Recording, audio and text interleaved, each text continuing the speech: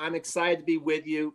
As you know, I'm trying to make these kind of like a weekly thing where we have some coffee, we talk some tennis, and man, we've had some amazing tennis happen in the last week to where one of the best matches, it was great to see that same energy and fire that we're used to when we watched Federer play Nadal or Nadal play Djokovic. It had all the same makings, and that's what we want to talk about today, is how Alcaraz, in my mind, we got Guy over here to that side and Steve over there.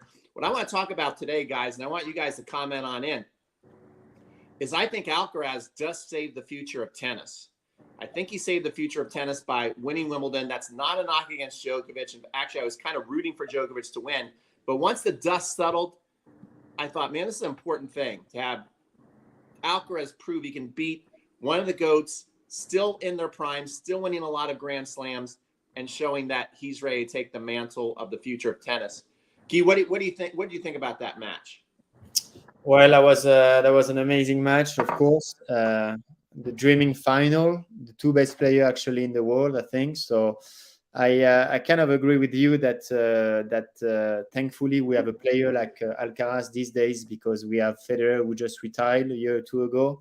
Nadal is not in shape, and Djokovic already 37 years old, and except Alcaraz, I don't see anyone that is stepping out of the others, except maybe Medvedev, Sinner, but they are a little bit irregular players. So great final overall, and happy that Alcaraz won, even though I really like Djokovic. So it's really great for tennis for sure. Yeah. Got one of our legends on, Gordon Tanner, saying, great topic, Pete, and terrific guest. And one of the guests that we're trying to get in, he's actually working hard backstage, is Jose Luis Clark. So, guys, he is trying to get on, but you know these things, they're technically difficult sometimes to pull off. And it's the first time Jose's tried to get on one of these live streams. So he's having trouble right now. Steve Contardi, you've seen a lot of tennis in your day. Where did that match rank as far as one of the matches you've seen in your life? Well, I think in terms of excitement and newness always is good for our sport. And as much as we appreciate what Djokovic has done, and I still consider him to be the best player out there, it's nice to see him challenged. And we know at least for the next couple of years, it's not going to be a cakewalk for him. So I think going back to your statement at the beginning, I think it's extremely good for tennis. In terms of the match itself, when you come back after getting drubbed like that in the first set, that tells you something about the character. And I think we saw a lot of character out there. It was an extremely well played match, and Djokovic, he played well, and he was gracious in defeat, and I think it's really, really nice to see a young talent like that come up and come through in the big one. So I think it was excellent. It was very, very good for tennis. Yeah, I thought it was very good for tennis too. Guys, we've got some people coming in. I like how Gordon Tanner right off the bat is giving some amazing content for us, some great comments. You guys comment too. Let me know where you see this rivalry going. How much longer can it last with Novak now being 36? But I mean, he's, you lose one match, all of a sudden everybody's ready to hand the car keys to the next player. Novak Djokovic lost in 5 sets, 6-4 in the fifth. He easily could have and maybe should have won that second set. Then he would have won 3 in a row. So it's not like the guy is finished just by losing one match, in my mind. Gordon Tanner says, Alcaraz still a work in progress. So, Guy, just what you've seen out of him, I want to get Steve's opinion on this too. He's so young. So at 20, you go, okay, he can get better, right? Just because he's 20 years old. But when you look at his game, I don't know if you've ever seen somebody so complete at age 20. What can get better? Like when you watch his game, Guy, do you look at anything and go, man, he needs to be better at this or better at that? Like Djokovic, obviously he could have improved his forehand when he was younger, his serve, which he did end up improving. Right. What do you think? Well, I don't know. I mean, I think maybe I would say mentally that he can do better. He's still a bit maybe if he's very mature for his age, for sure, and all the players are saying, but maybe mentally he can also improve. We saw in the French Open this year that he retired. No, he didn't retire. He lost in the semifinal against Djokovic, and he said he was too nervous and he started cramping in the middle of the second set, if my memory is right. So something definitely I feel like he needs to improve. Technically, I have nothing to say. I mean, definitely he's very complete on forehand, backhand, serve, even drop shots, and Ferrero, his coach, when he saw him playing when he's 12 with 13 years old, one thing that caught his attention was his hand and his touch on hitting a drop shot, forehand, backhand, defensive and offensive shots. But yeah, I would say mentally, and then what he has to improve is experience. So because he's too young, but with the years, he's gonna get more experience, less stress, and more confident in playing on these big courts. So that's what I would say. Yeah. A couple of things here. First of all, I have Tom David, who just came with us. We just got back from Paris. It was a great time. So we were all in Paris, glued in. Guy had to keep pushing the dinner reservations back because we were all glued in our hotel rooms in Lyon watching the final. Tom David with us. He's a legend himself. But Steve, I want to get your opinion. Then we got a lot of comments here I want to get to. I love how you guys are commenting. This could be a lot of, the more you guys comment on what you guys saw, and we can talk about that, it'll make it a fun, interactive live stream. So I love everybody who's chiming in right now. This is awesome. I see Jose Luis Clerc is still trying to get on, but I cannot put him on because he has not figured out a way to get his camera to work, which is okay. All right, Steve, tell me, do you see anything that this kid can improve? Well, if we go back, we saw him play in Madrid, and although he won, I thought he was a little sloppy at times. So I think that the thing that he can improve on is not being sloppy in the early rounds of the match, because that certainly saves your energy. If you can get it done in three, get it done in three instead of being a little bit casual here and there and going 4 or 5. So I think that, and it's just like anything else. He's a great player, okay, but he's won. He won a Grand Slam. Okay, he's got to really keep it together to continue along that line, and that's usually mental, and that's like anything else. You get used to being in that limelight, and he certainly responded to it. I think he overcame the nerves that cost him that match in France, or at the French Open. And he certainly did it right here. So you're always a work in progress when you're that young, and I think mostly what he's going to improve. I think he is right. Djokovic had some forehands and some technical stuff that he did improve over the years. I think Alcaraz looks to be pretty darn complete, but I think just the being in the arena and being staying confident enough to continue to play at that highest level all the time, or as often as possible, and he certainly showed that coming down the stretch. So there's room for improvement, certainly. Okay, so here's one cool comment from Peter Astor. I think, and he's from Spain, and like Djokovic says, he's kind of got a combination of Nadal. Djokovic sees himself in him, and he sees Federer in him, that's a pretty high praise right there. I mean, it is, because he's like a combination of the GOATs, like amazing compliment. And Peter says, I agree with his talent, but his energy style, which is one that increased the likelihood of injuries. So that kind of reminds me of what they used to say about Nadal. Nadal, he's great, but he's going to get injured and he's not going to last long. And people were wrong and right about that. I mean, Nadal obviously has had a long-lasting career. He's won several majors in his 30s, which up until Federer, really people were not used to seeing that. But then Federer kind of made it normal, and then Nadal made it normal, and Djokovic is making it normal.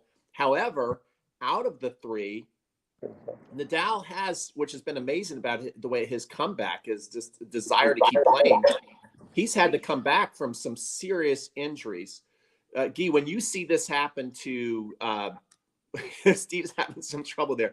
When you see this happen to Nadal, do you think that Alcaraz might run into similar issues? Do you see him having trouble with injuries, just the way he moves and hits and how aggressive he is? Or do you think it's not really a big deal? Yeah, I think it's a good point regarding injuries. And I think my point of view is he's going hard on his body. I mean, obviously, he's 19 years old. I think there is a lot of excitement. The guy he seems very generous the way he plays and the way he wants to entertain the public. And yeah, actually, it worries me a little bit because I think he's giving 100% on every match, as everybody should be doing. But he's Nadal should be an example for him. He's his example, but he should see how much Nadal spent some energy when he was 19, 20, 21, winning the French Open, going after every balls. And I think players maybe should not, that's my point of view, should not exaggerate on going on every drop shot on when the point is almost over. You know what I mean? Like Federer was not doing this, you know, and I think that's why he also lasted very long. He didn't get very injured. He never retired from a tennis match. So yeah, it's something also I feel like there is some improvements to be made, as he's not controlling his energy. I don't know what you think about that, but yeah. Yeah, I have mixed emotions. I mean, I hear what you're saying. It's a marathon, not a sprint. But at the same time, you know, why you're able to run for balls and win championships, and you know, you only get so many tries at winning a major, and you know, so I think you got to go all out, kind of. So maybe some of the smaller tournaments he could take it a little easier. So it'll be interesting to see. Tom Nordstrom here, another great point. He's in New Jersey now. Tom, a longtime follower. He says, if you look at the stat of the match, and this is amazing, 23 games each won, and 168 points for Djokovic, 166, or was it 166-68 for Alcaraz, 166 for Djokovic. It can't be closer. And that's my next question. After the match, people tend to, I think, overreact a little bit. You know, even my mom, who watched it, what I thought was so cute that she watched the match. You know, she's like, I've never seen anybody play tennis like this. This guy is better than anybody I've ever seen. And to a degree, she's right. I don't think we've ever seen a 20-year-old this good, this complete. But I think people are a little too early to hand the keys off to Alcaraz. You know, there's people who are just like saying, you know, Djokovic is now done. There's even been some comments like he will not win another one now that Alcaraz won this one. If he can't beat him on grass, he's not going to beat him at the U.S. Open. And the French Open will probably be Alcaraz's. And you know, maybe they're even thinking he's going to beat him at the Australian Open. Where do you guys see this rivalry going for the next couple of years? Steve, do you see this being a neck-and-neck rivalry for the next couple of years, or do you see Alcaraz continuing to gain more and more confidence, experience, add tools to his, you know, tool belt there, and Djokovic just getting older and not able to keep up? Or do you see them trading back and forth, or does it go advantage back to Djokovic because now he's going to be hungry to prove himself that he's not going anywhere? Where do you see it going? Well, certainly it's going to be at least neck and neck, and maybe even a little nod for Djokovic. Look, athletes are playing longer and longer. There's no athlete in our sport that has taken care of himself any better than Djokovic has. He has really worked on his body. Don't count the guy out. I think he's got a. We just lost Steve. We just counted Steve out. Okay. There he is. You got me back? You're back. Okay. Now, don't count Djokovic out. He's still, as far as I'm concerned, just a little bit past prime. He's in such good shape, and physically and mentally, and it's going to be a nice rivalry. But I'm actually going to probably give for the next couple of years maybe the advantage to Djokovic, just because he's been there and he's hungry. He's not ready to pass the torch at all. Having said that, it's going to be a great rivalry, and I think, as we said at the onset, that's going to be very good for tennis. Excellent for tennis. Guy, what do you think? Do you think this is going to be an intense rivalry over the next couple of years? Do you see Alcaraz pulling away? Do you see Djokovic coming back and starting to dominate, just like where he left off? I think I don't want to make the same mistake that few years back when Federer, he was like 34, 35, 36, he was not winning anymore. And then people said, oh, he should retire. I think he's done. And right away, he just won the Australian Open. So I see these guys healthier and healthier. And Djokovic is the perfect example. and they can play longer. So I think this rivalry is going to go on for the next 2 years, next 2 years or three. I mean, the guy is so in shape, healthy, Djokovic, more than any other players. So I feel like it could go on a little bit longer. Then at the same time, Alcaraz is gonna gain experience, gonna get better. So, but I don't see. I will not count out Djokovic. He's such a fighter. Yeah. So, guys, if you're just joining, first of all, it's great to see so many people on this early. We have amazing comments. The topic today is Alcaraz saving the future of tennis. And the two people next to me, I have Guy, who's from France, where he's putting together these amazing trips. Steve Contardi also pulling off these amazing trips with Guy. And we just got back from Paris. And we're going to have Jose Luis Clerc on. And why we're going to have him on, he used to be 4 in the world, amazing tennis player.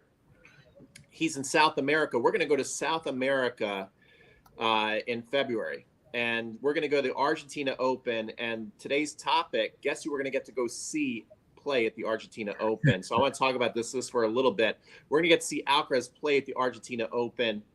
And I'm super excited to see that because it's a smaller venue. It's on what should be his best surface, clay. He won it this past year, which started him to really get hot. So let's just take a little intermission and tell us about the trip that we're going to be taking, Guy, that you put together in South America. So if people are interested, if you're on my email list, email me. I've also put in my emails to you guys to click the link to get on the interest list, and we'll put the link also later in this chat. But tell everybody about the South America trip. What are we going to be experiencing there? Well, that's the 4th trip actually that we are doing together, Pete and Steve. We have done 2 in France. We just finished one in Paris and Lyon, and have done one in Spain at the Rafa Nadal Academy and the Madrid Open. And we had a lot of people who ask us that they want to go to South America. They have never been there, but they will only go with a tennis group, and they don't want to travel by themselves. So that's kind of why we created this product. We're going to do it when it's winter in the US, but summer in South America, in Argentina. So we're going to go there from the 15th of February to the 22nd of February. We're gonna spend 4 nights in Buenos Aires, which is the capital of Argentina. In Buenos Aires, we're gonna have a master clinic with Pablo Cuevas, ex number 17 in the world. We had a live call with him, Peter, a couple of months back, and we also gonna have Jose Luis Clerc with us. We're gonna watch the semis and the men's semifinals and the final of the Argentina Open, which is ATP 250. And as Peter mentioned, what is great on these tournaments is you stand and sit very close to the players. And Alcaraz is confirmed to play this tournament that he won the 2 previous years. We're also staying in a beautiful neighborhood in Buenos Aires, very safe, in 5-star hotel, go to amazing restaurants. And then the trips follows to, we will go after Buenos Aires, we will fly together to Punta del Este in Uruguay. Punta del Este is a beach resort, very famous in South America. Many Brazilian, Argentina go to vacation over there, and Europeans as well. And we're going to play more tennis with Pablo Cuevas, train on clay, stay at 5-star hotel, discover the countryside, wine tours. I mean, amazing experience, horse riding on the beach. So it's going to be one-of-a-kind experience that will not be able to be done by yourself, as considering that we are going to have access to many sites, tournaments, and legends. So we are looking forward to this event with you guys, and hope you can join, as we are pretty full right now. But yeah, that's pretty much what's going to happen. Yeah, guys, we have 9 spots left. I did put the link in the chat if you're interested. So go look in the chat. You'll look for Crunch Time Coaching comment and click that link if you want to get on the list. We have 9 spots left, and yesterday I had 7 people apply. So those people are interested, especially if they have a spouse, they could go fast. So if you're interested, apply. This will sell out. So I can tell you these trips are world-class. I always lately, no matter where I'm going, seem to be wearing my tennis fantasy shirts because, first of all, I love them. It brings back just great memories, some of the best memories I've had in my life. So I'm always walking around town with these shirts. Okay, Bhaskar, who's going to join us in Cincinnati at the Masterclass Clinic, who's one of my favorite people in the world, who won his Play Your Court Community League, by the way. Okay, the guy went undefeated in his league, and the Masterclass Clinic has been a big part of that. So he says, good to see you guys. The backhand misses by Djokovic in the second set tiebreaker changed the mention of the match. And I think that was a very astute comment from Bhaskar, because, again, after the match, people are saying, it's the changing of the guard. Alcaraz is the new king. Djokovic is on his way down. That's how crazy people overreact to stuff like this. But if Djokovic would just made his basic backhand, that is probably his most dependable, reliable shot, he probably would have won that second set. And if he's up 2-0 on grass in the finals of Wimbledon, I don't see him losing that match. So, Guy, did you see those backhand misses, or did you join that late? Did either of you guys see those? I saw actually the first set and the last set, but I heard about the backhand miss. But I mean, yeah, I think even if I didn't see it, I think tennis is all about details. It's hard to predict, and anything can happen. Well, and let's not forget. I mean, it's not like Alcaraz is pitching batting practice. I mean, it's he's and you're not missing backhands coming out of a ball machine. Somebody's got a little heat on those shots. Yeah, that's a good point. But I did watch. It was one of those things. Unfortunately, it reminded me of me, right? Because there's not many times where you can see, even when the pros miss, a hiccup or a choke in the shot. But Djokovic got that nervous to where you could actually see him decelerate, and it actually looked like a funky stroke for a professional player. So I think this really goes to show how nervous, no matter what the level, we all can be. And I think Djokovic really smelled the finish line. I think he felt that pressure of like, man, I stopped him in the first set. It's super close. If I can just get over the hump here, I'm going to win. And if I don't, I'm in for the dogfight of my life, which he was right. And those two backhands changed the entire complex of the match. And so I just thought that was interesting, that a guy who has his best shot can still all of a sudden lose focus in it. But credit to Djokovic. I mean, he still figured out a way to pull himself together and be there right to the last point. But I think that's a great lesson for all of us is, guys, we can temporarily lose our confidence. And even if it means we lose such an important set, it doesn't mean that we can't recover from that, because Djokovic did recover from that, even though it was a big part of the reason he didn't win, because he choked those two backhands. Let's see here. Gordon Tanner says forehand volley technique looked dodgy. I'm supposing he's talking about Alcaraz. Are you not? Is that Alcaraz or Djokovic? Not sure. He did in the first set. He missed some uncharacteristic forehand volleys. I think he was so nervous and reacting late. But that's an interesting comment. Carlos is proving better than Tsitsipas, Zverev, and next-gen players, and that's really something I want to talk about. We've been talking about the next gen. We probably have 5 generations of next gen players, because I remember when Federer started to turn 28 or 29, we already were kind of looking to the next gen, because he had won so much. And normally we're used to people starting to peter out around 28, 29, 30. So you're wondering who's next. So we've literally had about 12 years of who's next. And probably the most popular next gen is before Carlos Alcaraz has been Tsitsipas and Zverev and Berrettini, but they have fallen short. Do you guys see, once Djokovic leaves in a couple years, is it still going to be the Tsitsipas, the Zverevs, the Medvedevs? Are these going to be Carlos Alcaraz's main rivals, or is it going to be people that we don't even know who they are yet? Are these guys capable of creating rivalries against Carlos when Djokovic leaves? Or will it need to be somebody behind them, kind of like when Federer started to dominate, then all of a sudden Nadal was right behind, Djokovic was right behind Nadal? What do you guys see for the future? Is it somebody we don't even know, or is it these guys, are they going to be able to step up and finally challenge Carlos? What do you think, Guy? Well, that's a good question. And we're talking about Tsitsipas, Zverev. Remember, we were talking also at the beginning, the next gen was going to be Zverev and Dominic Thiem. And I think the common point between Zverev and Dominic Thiem is that they had a huge injury.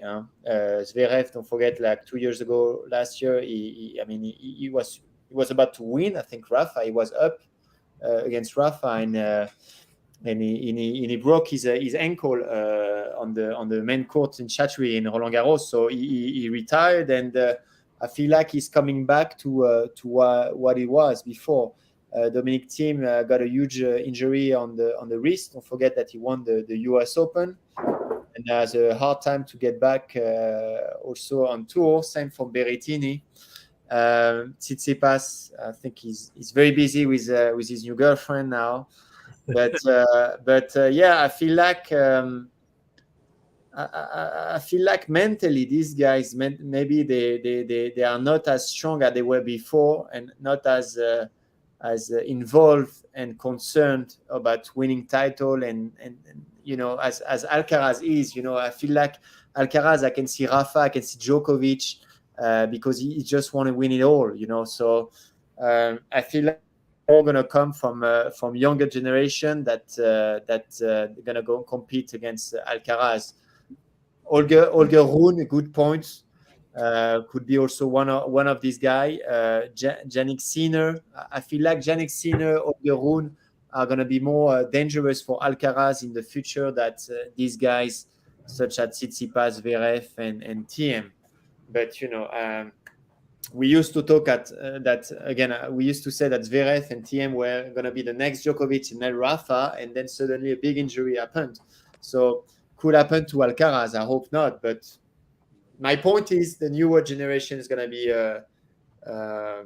more difficult for Alcaraz. Yeah, Steve, what do you think? I think first of all, these are really very talented players, and give Tsitsipas and the guys a little credit here. They've been facing the top 3 players in the history of the game. So all of a sudden, or eventually, that top is going to be gone, and they'll be in the mix. I think one of the big things is the 5 sets really brings out everything in you. So I think Alcaraz has proven that he can really keep his nose to that grindstone, and I don't think you can discard these guys. I don't think any one of them will dominate the game, and I do think the biggest challenge will probably come from somebody that we don't know yet. But there's challenges out there. They're all very, very good players, and it's a long season, and injuries play a big part in it. But I don't think you can count these guys out. But I do think the cream is going to rise, and right now that's Alcaraz, and I suspect he's going to get somebody that we don't know about coming up to push from the bottom end as well. Yeah, I have so many thoughts on this. First of all, I love Gordon and Bishkar coming up with Medi and Sinner might still challenge him, and then I really think the guy is Alcaraz Rune. I think until we see somebody come underneath those guys, that besides, as long as Djokovic is there and healthy, he's obviously more than there, right? I mean, he's the case. But I think that what's been very interesting for me to see is you're looking at Tsitsipas, you're looking at Zverev, you're looking at all these players who are incredibly talented, like Steve said. They're working very hard. I don't think like you can chastise them for being lazy or not working hard, which is kind of like the easy knock, like, oh, these guys don't want it, they don't work as hard. I disagree with that too, but it's that special ingredient, and maybe the ingredient to be a true champion is even more difficult than it's ever been, because we have the 3 GOATs. But ever since I've grown up, I've always seen the mantle taken. I saw McEnroe take it from Borg. Then Becker came from out of nowhere at age 17 and said, it's mine. Lendl was dominating. Then Sampras came out of nowhere and says, no, it's mine. We had Agassi come from out of nowhere, and all of a sudden he's 3 in the world, and it took him a little longer to become the champion. But we're used to seeing these people between 18 and 22 grab it from a legend as they're starting to fade into the sunset, and they kind of push them off the edge. And we just haven't seen it for a long time. And it's not like Alcaraz has just pushed Djokovic off the edge, but he did stand with him toe to toe. And I think that the French Open example is the perfect example. And I felt this before the match, and I told Steve, I'm like, I think this kid is a champion. And I think the fact that he cramped against Djokovic at the French Open actually weighs in his favor, because I think he's got something a little different in his DNA than a Tsitsipas, then a Dominic Thiem, then a Zverev, to where him getting embarrassed, where he had to admit that he actually got nervous and that brought on the cramps against Djokovic. I think that helped him, because he's different, to go, that is not going to happen again. And then all of a sudden he finds himself down, embarrassed, another set 6-1 at Wimbledon. And it really showed that he is a champion, because he got himself off the mat. Djokovic almost had him knocked out again at Wimbledon. And he got up and he's like, I am different. I am not going to walk out of here embarrassed. That's a great characteristic. I think rare.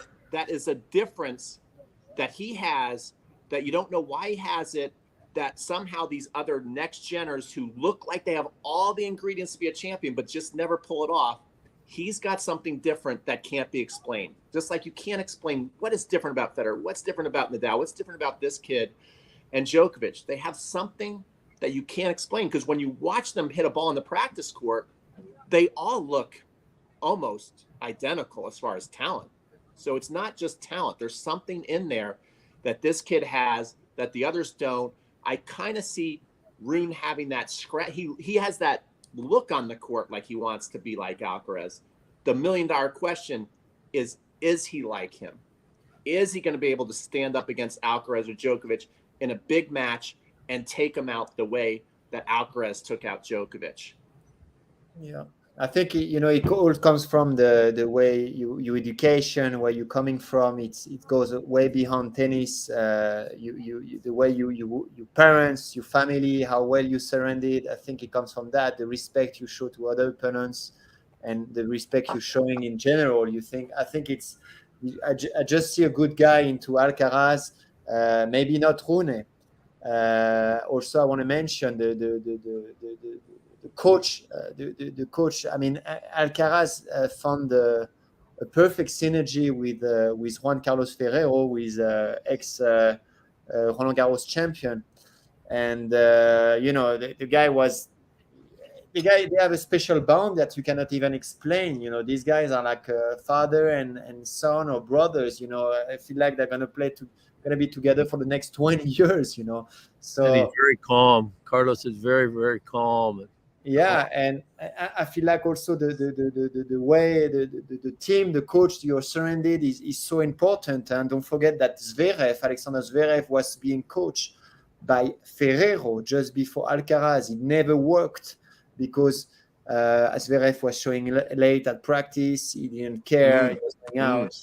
So you can see that Alcaraz is okay with the way of how do you say the way of Ferrero is working. So as you said, I feel like these people are special, but he goes way beyond tennis. I feel like he goes over the way you grew, the education you receive. Like you can tell Nadal is also a simple guy at the basics.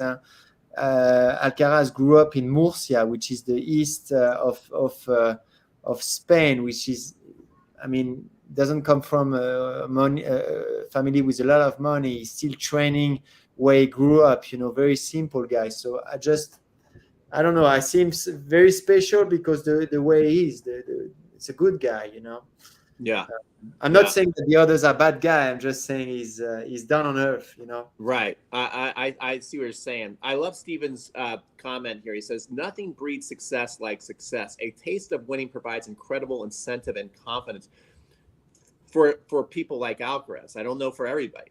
Like let's think, I hate to stereotype, but let's see Musetti won a Grand Slam, Then all the modeling contracts are coming, all the commercials are coming. Just kind of like what happens to Emma Raducanu and some other of the attractive females who win.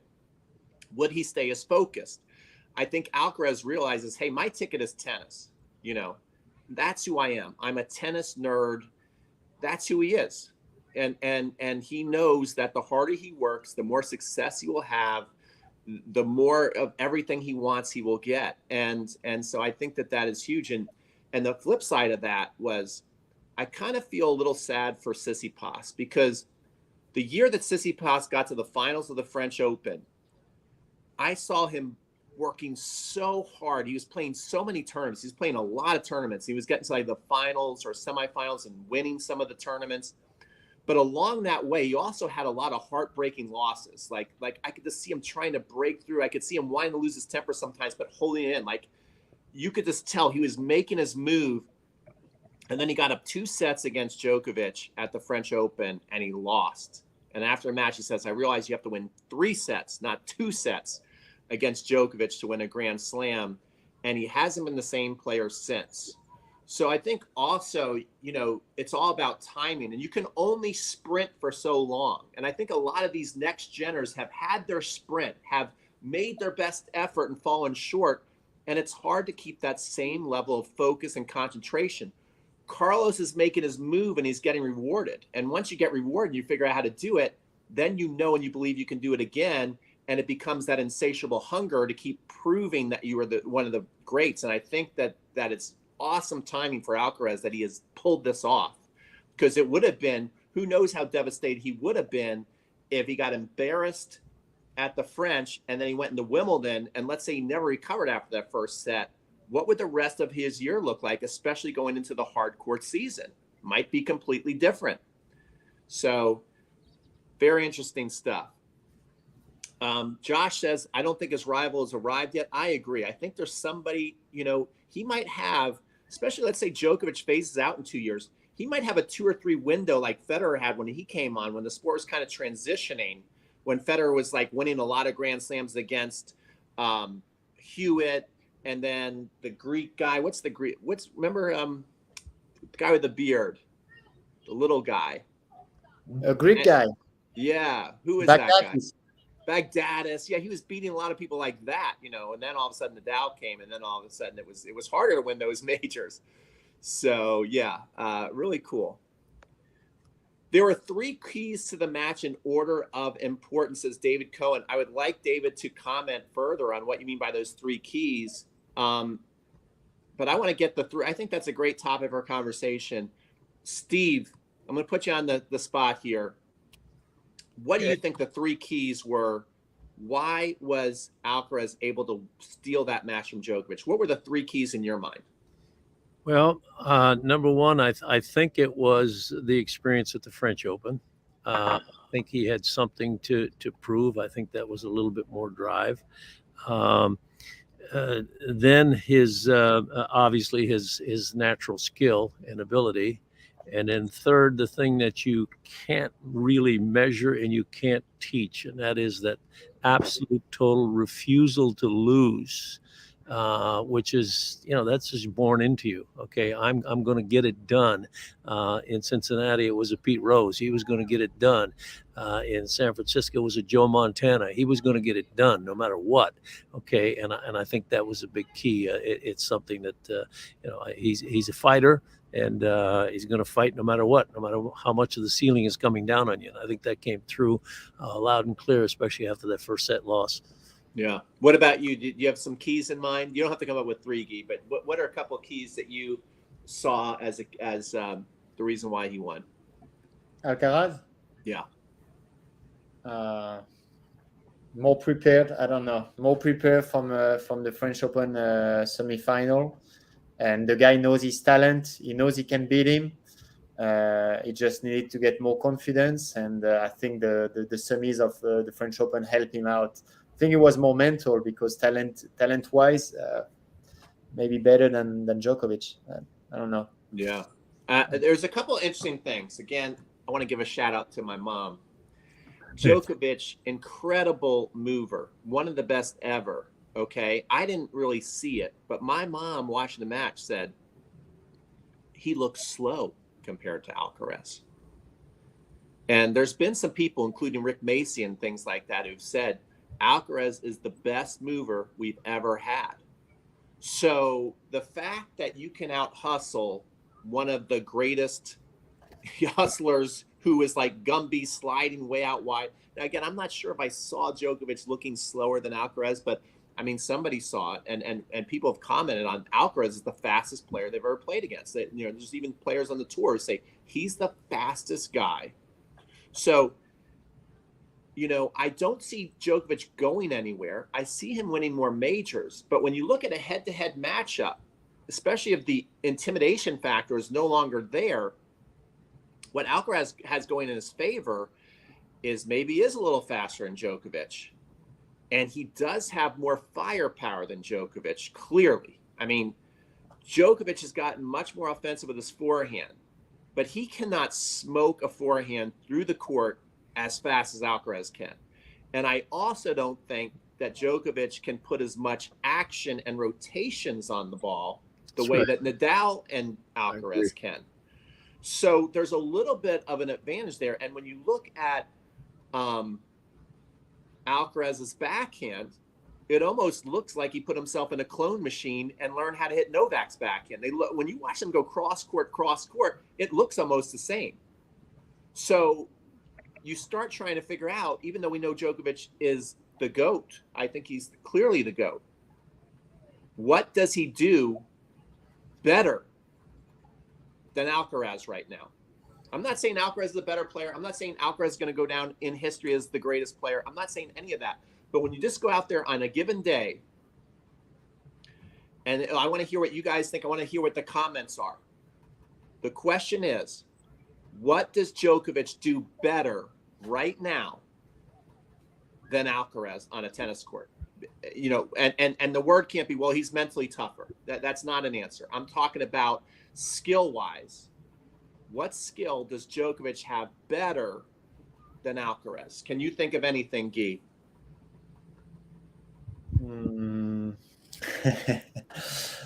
That's a good question. Yeah, that's a good question. I mean, he's not doing anything better than Alcaraz right now. He just lost against Alcaraz, and he won more Grand Slam than Alcaraz because Alcaraz is 19 years old, 20 years old. So you're asking what he's doing better than Alcaraz right now. But if he just lost against Djokovic. Yeah, but Djokovic beat him a month or so earlier. So, I mean, it's not like Djokovic hasn't beaten him in a long time. What's the head-to-head? What's the head record? I think it's fairly even, but I don't know is an answer. I mean, that's a good answer. I mean, Guy is saying, I don't know. I don't see anything. What do you think, Steve? Does Djokovic do anything better right now than Alcaraz when we're just talking about skills? We're not talking about how accomplished Djokovic is or how mentally tough he is. I mean, that's part of the game for sure. But does he have a skill that is better than Alcaraz right now? I'll ask, would it be return to serve? Well, that's one thing that Tom David said, and I have to agree. Maybe the return of serve, not even maybe. Djokovic's return to serve is more consistent and more solid than Alcaraz. And that's a big part of the game that we often overlook. We always look for big forehands, big serves, winners. Alcaraz's drop shot is very obvious. I mean, Djokovic and Nadal and Federer also have amazing drop shots, but return of serve is the most important shot in the game. Yeah. So it's more important than the serve because you only get one shot at it. I'm going to put that in the list for Djokovic. I think you are right. I think Djokovic's return of serve is better than Alcaraz. And another comment here by Gordon is Djokovic is more consistent. And Steve watched Alcaraz play at the Madrid Open. You guys are going to maybe go watch him at the you guys can comment when you go watch him play in Argentina. But he can be erratic. Even though everything looks good on paper and he's winning a lot of matches, at times he can still go off the rails with consistency. I don't think you're going to see that happen too often to Djokovic. In fact, it was shocking to see him miss those two backhands. So I would say that's so far very good. Djokovic has more consistent ground strokes, a better return of serve. Is there anything else, Guy, that you've thought of? I have one more thing I'd like to say. I was reading the comments and I agree with the return of serve with Tom. I agree with Gordon with more consistency. I agree that he does not have a better smash than Alcaraz. No, I don't see something else. I'm going to say one thing that Alcaraz. So Alcaraz, if you're listening, there's one thing he can dramatically improve. Djokovic does not get enough credit. He, to me, is getting so close to Federer as being one of the best spot servers ever. You know, we just don't give Djokovic enough credit on his serve because it started out almost being a weakness, a deficiency in his game, and he's built it up. And when I watched him play in Australia close, I looked at his technique. I'm like, man, that is a perfect serve. And when, especially when you're watching it close, you're like, damn, that's a lot bigger than it even looks on TV. And when you're watching the way he can hit spots, I think that he is a better server overall than Alcaraz, and specifically with his accuracy. When Alcaraz hits his biggest serve, it's faster. So sometimes people just think faster is better. But there were several times where Alcaraz was serving to the ad court, and it hit the net. And if that ball would have gone over the net, he would have literally hit his serve in the middle of the deuce court. So I think his serve is still a little erratic, and he doesn't have great control over it yet. He's got a big serve, but I wouldn't call him a great spot server. So I would say that if we look at our list that we've created together as a community, I would say it's the return of serve, consistency, and his ability to hit great spot serving. Yeah, that's true. What do you guys think? Yeah, I think that sums it up pretty good. Yeah. So this is so fun. People could just talk about this forever. I mean, one of the things that I think is exciting is that we are on this call and we're excited to talk about a rivalry again. And I want to talk about something to close it out. And I want everybody's opinion, and I want everybody to be honest. Was anybody afraid for the future of tennis? I have been saying for the longest time, I'm like, even though all these players are fantastic, they work super hard, they're super talented, if Nadal, Djokovic, and Federer would have been able to walk off the court, pretty much a winner. Like, I mean, I know Federer lost a little bit towards the end because remember, guys, he was like 40-41.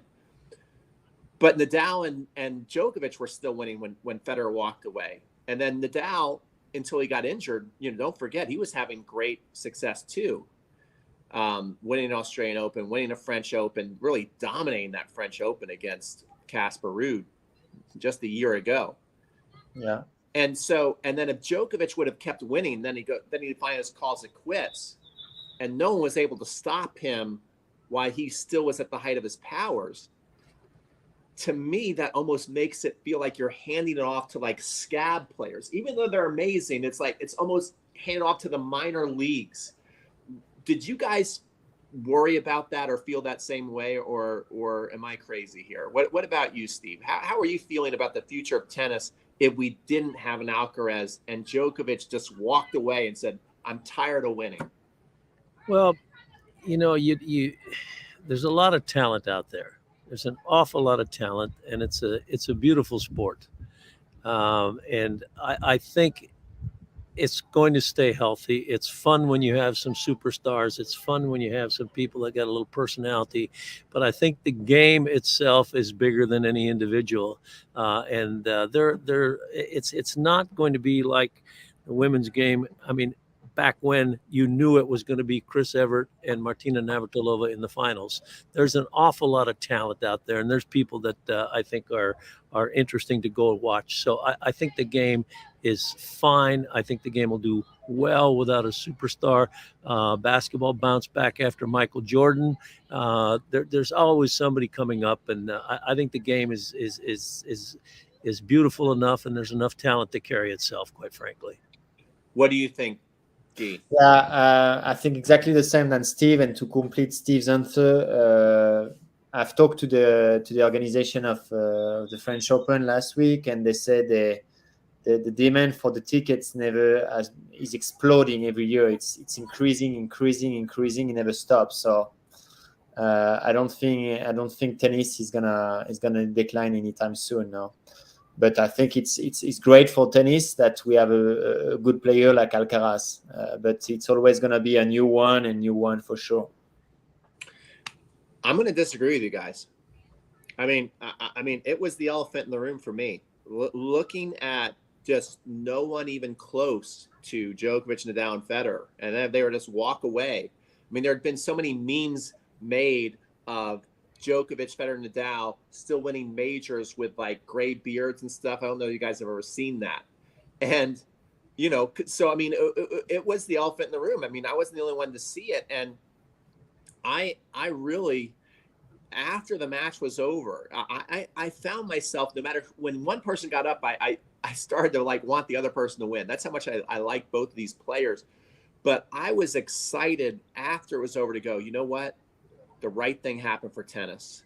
It was so important for Alcaraz to win because he beat Djokovic after he had lost him at the French Open. Djokovic has owned Wimbledon for 4 years straight, and he got to the finals again, and he's won the first 2 majors this year. So you can't say that Djokovic is past his prime and that he's old and that's the only reason that Alcaraz beat him. It's like, no, Djokovic is getting better. And Alcaraz is showing that he could stand up and become a champion. The sports needs champions. And I'm sorry, if Djokovic would have just retired and then Tsitsipas wins a major, to me, it doesn't mean as much because I'm like, okay, well then, you didn't beat a real champion. You beat all these other people who would struggle to become champions. And here's my proof. People didn't almost look at the US Open when Dominic Thiem beat Zverev in the finals. They almost look at it like that was not a real major. It almost has an asterisk to it. No one gives it credibility. Very few people do. That when you talk to them in private, you talk about the match like, yeah, that was a rough match to watch. And they obviously, it was a different quality and a different energy, and they were so scared to win a major. So I really thank God as a tennis fan that Alcaraz is here, and I hope he stays healthy because I think if he stays healthy, especially if we can have somebody like Arun or somebody just behind him, or all of a sudden it wakes up Tsitsipas and these people and they're able to challenge him, it gives the sport a lot more credibility, a lot more air in the, behind the sails to keep going forward and get people excited. I think Alcaraz is going to bring tons of excitement to the game. So, yeah. Look who's on with us. Hey, Mark. True Tennis VR, Mark Segan. If he would have retired, the tennis world would have suffered terribly. I mean, let's even look at the finals of the women's. Like, how much excitement did that spur on this year? Who won Wimbledon on the ladies' side? I want, guys, let's do a 20, 30-second challenge. Type in the winner of the women's final and were you excited to see it, even though it's a great story. I mean, you know what I mean? Who did she beat in the finals? I even forget. I can't even think of the name of the person who won. Vondrousova beat, who did she beat? She beat Jabeur. Jabeur, right. Jabeur. Yeah. And I just don't think people are excited about that. I think if Iga would have won, it would have created even more excitement because then she's starting to kind of be like dominant, like a Graf or like a Williams, and so I think the women really need to have somebody to step up and just keep stomping people or find those two people. I think the women's tour is suffering because you just have so many inconsistent winners. And I mean, she's actually a great story because years ago when I never heard of her, she got to the finals of the French. I think she lost in the finals, and then she got hurt, and now she's back in the fight. So hopefully she can continue to win. Somebody needs to keep winning on the women's side. All right. Guys, it's been about an hour, and I know we all have busy lives, including the people watching us. So I just want to thank everybody for being part of this live stream. Again, the reason why we're here is, first of all, to connect as a community. I'm going to keep trying to do these on a weekly or semi-weekly basis when I can. These coffee and tennis live streams in the morning. We had a great conversation today. The two guys beside me are part of a trip that we call the Tennis Fantasy Experience over in Europe, Bonjour Tennis Fantasies.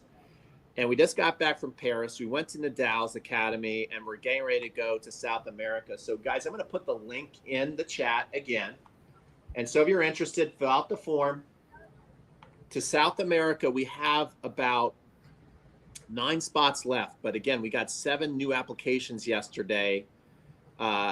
So they could go quickly, especially if I get on the phone with some people and they end up having a spouse or a buddy or two want to go. It could go like that. So if you'd like to go to South America next year, get trained by Pablo Cuervas, get trained by myself, get trained by these 2 guys, go to the tournament and watch Carlos Alcaraz. Tell us about the seats that we're going to be able to get at the Argentina Open gate. Are they going to be any good, or are we up in the nosebleed section? I'm sorry? The seats. They'll be good seats. Oh, yeah. First class. We'll have a very good seat, front row seats, yeah. Front row seats. Almost front row seats here. We'll Almost be front row seats. in the first few rows, definitely. Yeah. But I've been there, and the stadium is very small. It's called actually the Guillermo Villa Stadium, and it's like being on the on the first rows of any tournament, US Open or French Open, because the stadium is so small that you can see it very well from anywhere you're sitting. But we will have VIP seats with hospitality for the 2 days at the tournament to watch the men's semi-final and the main final. This year's final was Alcaraz against Cameron Norrie, actually. Yeah. Very cool. I'm just going to address some comments here. You obviously don't follow or care about women's tennis. This is not true, guys. I'm just saying that I feel like the men's tour, without Alcaraz winning, starts to feel a lot like the women's. I mean, the problem I found with the men's tour was that you can't consistently see someone in the finals. It's like whenever somebody looks like they're about to take over the sport, or at least start to be consistent, they end up being very inconsistent. So, and that's all I'm saying about the women's tours. I haven't seen a consistent champion like we've seen when Serena Williams was there, or Hingis for a while, and Graf. I think the sport needs that. I'm not making a comment on whether these players are good. They're all amazing. In fact, if anything, all these players are almost too good to stand out. When I used to go to the first rounds in the 80s and 90s of the US Open, and you'd watch Graf and some of the men play, there was such a clear distinction in skill level in